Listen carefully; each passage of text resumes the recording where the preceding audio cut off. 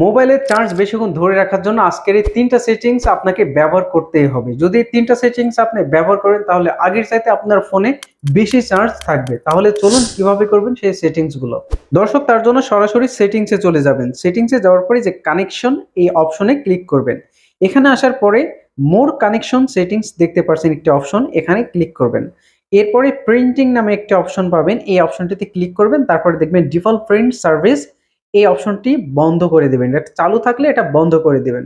আচ্ছা, এটা বন্ধ করার পরে ব্যাকে চলে আসবেন, একদম ব্যাকে চলে আসবেন হোম পেজে।